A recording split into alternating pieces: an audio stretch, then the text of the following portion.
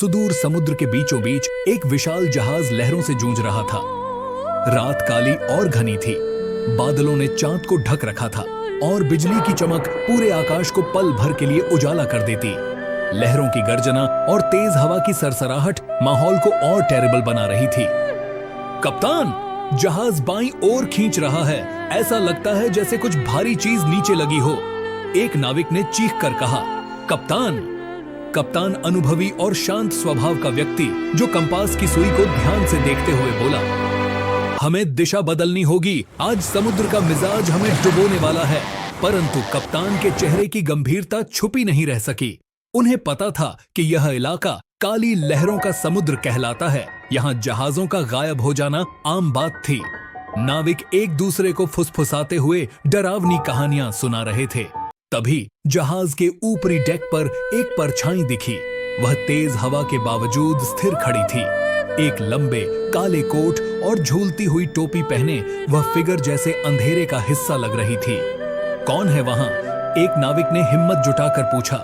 आकृति ने उत्तर दिया, मैं हूं कैप्टन एड्रियन ब्लैकस्टॉर्म। मैं इस समुद्र का लुटेरा हूं, पर आज मैं तुम्हारा दुश्मन नहीं हूं।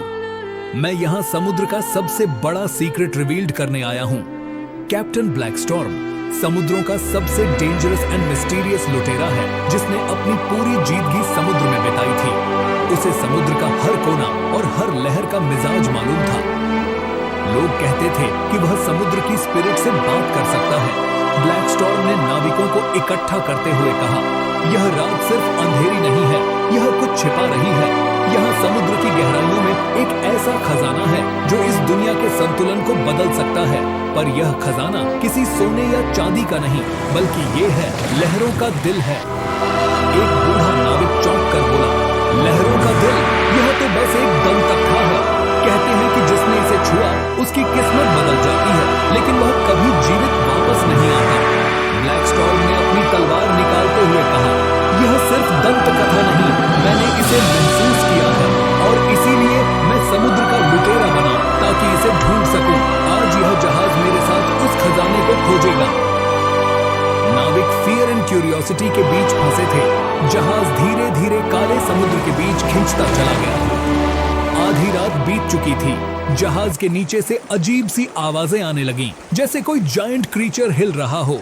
पानी की सतह से नीली चमकती हुई रोशनी उठी। कप्तान, यह क्या है? एक नाविक चिल्लाया। ब्लैकस्टॉर्म ने शांत स्वर में कहा, यह लहरों का दिल है। हम इसके करीब हैं, लेकिन सावधान, इसके रक्षक जाग चुके हैं। जैसे ही जहाज आगे बढ़ा, पानी से जायंट फिगर्स निकलने लगी। ये समुद्री रक्षक थे, अजीब सी मछलियों और इंसानों के मिश्रण जैसे प्राणी। उनकी आंखें चमक रही थीं और उनके हाथों में त्रिशूल थे। ब्लैकस्टॉर्म ने चिल्लाकर कहा, डरो मत, ये सिर्फ हमें डराने की कोशिश कर रहे हैं, हमें अपना लक्ष्य पाना है। नाविकों ने हिम्मत जुटाई और जहाज को रक्षकों से बचाते हुए आगे बढ़ाया। अचानक जहाज को एक जोरदार झटका लगा। नीचे समुद्र के अंदर एक विशाल क्रिस्टल दिखाई दिया। यह लहरों का दिल था, लेकिन जैसे ही ब्लैकस्टॉर्म ने इसे उठाने की कोशिश की, पूरी समुद्री सतह कांपने लगी। ब्लैकस्टॉर्म ने लहरों के दिल को हाथ में लिया। वह क्रिस्टल उसकी हथेलियों में धड़क रहा था, जैसे किसी जीव का दिल। अचानक आसमान से एक गरजती आवाज आई, तुमने मेरी आत्मा को छुआ है ब्लैकस्टॉर्म, अब तुम्हें इसकी कीमत चुकानी होगी। ब्लैकस्टॉर्म ने बहादुरी से जवाब दिया, मैंने इसे इस समुद्र के राज्य को उजागर करने के लिए छुआ है। लोग समझें कि समुद्र सिर्फ एक जलधारा नहीं, यह एक जीवित सत्ता है। लेकिन समुद्र नाराज था। पानी की लहरें उठने लगीं, जहाज डगमगाने लगा। ब्लैकस्टॉर्म ने अपने साथियों को बचाने के लिए क्रिस्टल को वापस समुद्र में फेंक दिया। पानी शांत हो गया, समुद्र ने उन्हें छोड़ दिया। लेकिन ब्लैकस्टॉर्म ने अपनी अंतिम सांस लेते हुए कहा, समुद्र के दिल को छूने की हिम्मत सिर्फ वही कर सकता है जो इसे समझता है। मैं इसे उजागर नहीं कर सका, पर मेरी कहानी इसे जीदा रखेगी। जहाज के नाविकों ने ब्लैकस्टॉर्म को सम्मानपूर्वक समुद्र में दफनाया।